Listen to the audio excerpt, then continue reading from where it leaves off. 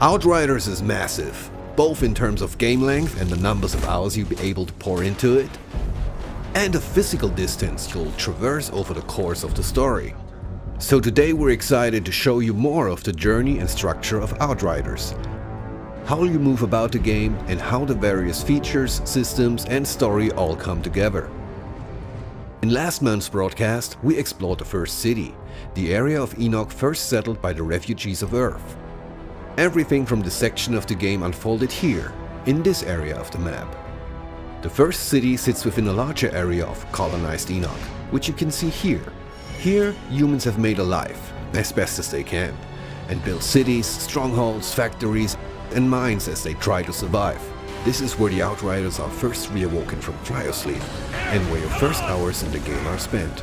Humanity has always struggled to leave this place, with the raging anomaly storms and monsters preventing further colonization of the planet, pushing society back to the Dark Ages. As you will see though, there's a whole lot more to Enoch. As an Outrider, you're one of the few powerful enough to leave humanity's broken settlements and journey out across this hostile planet.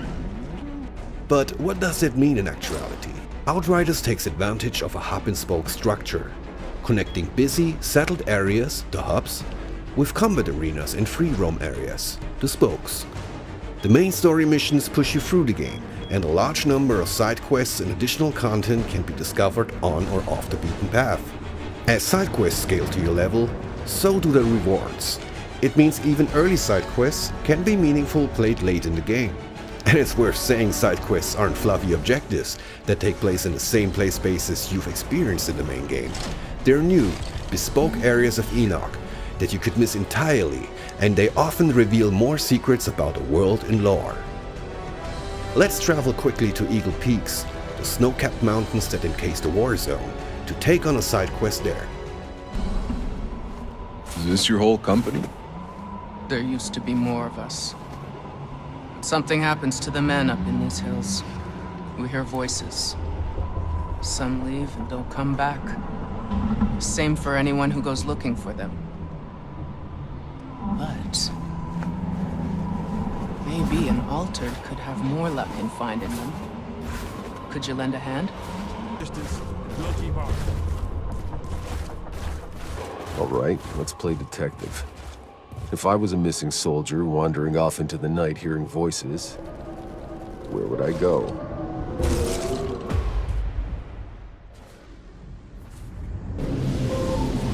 Come on! Oh, come on! Don't do this! I just came looking for my friend! He belongs here now!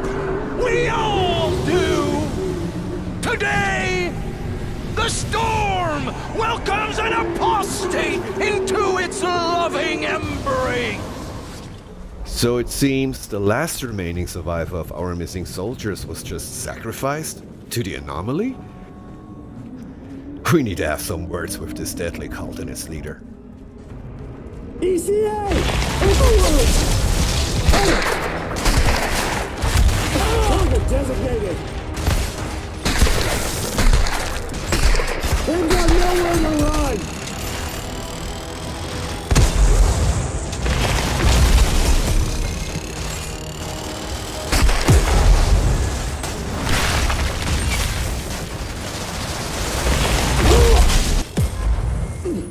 I never knocked him, my God!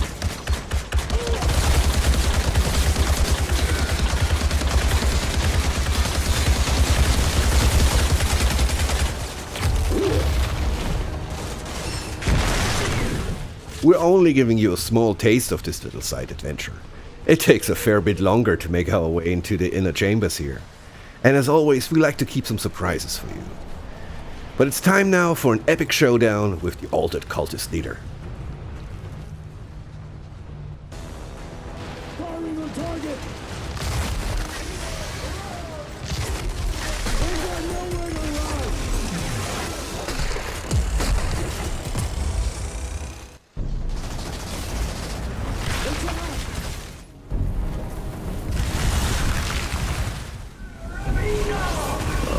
Seems you had yourself a little cult brewing up here.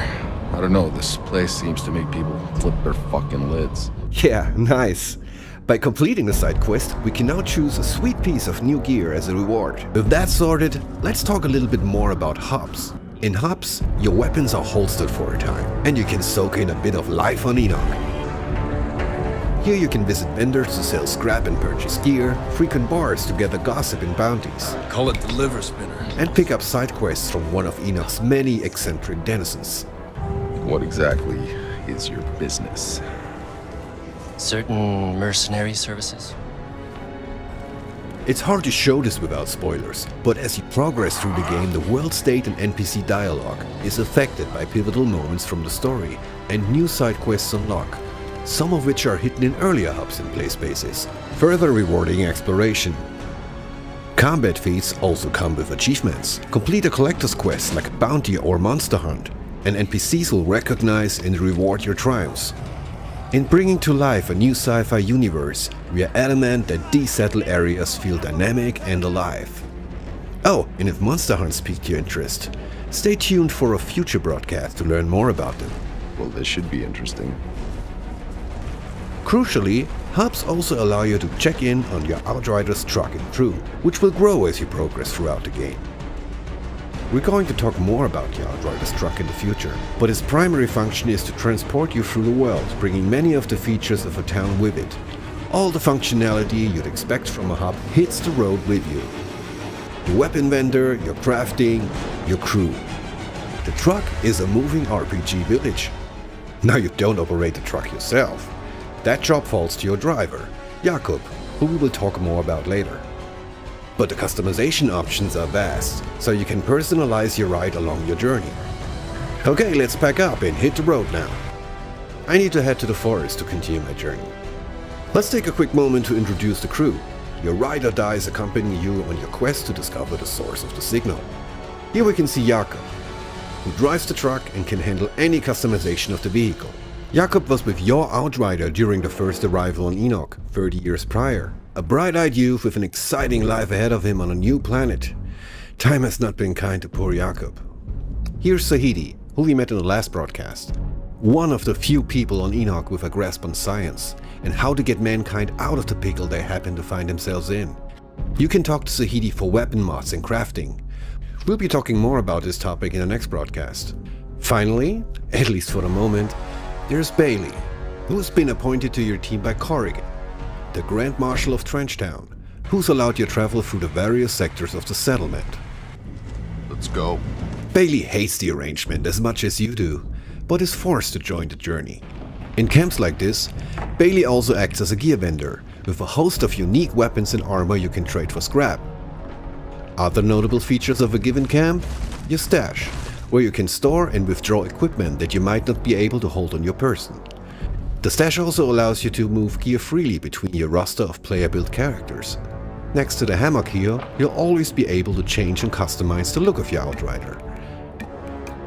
And of course the matchmaking terminal, which is hopefully self-explanatory. Before I'm leaving you for this month's broadcast, I'm going to take you beyond the safe confines of the Forest Enclave.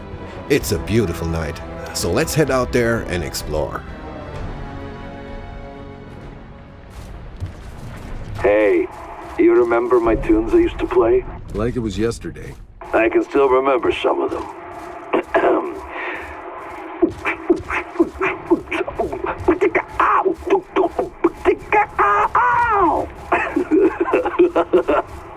Please stop, Jakob. Please. I'm serious. Yeah, Jakob, I'm disconnecting.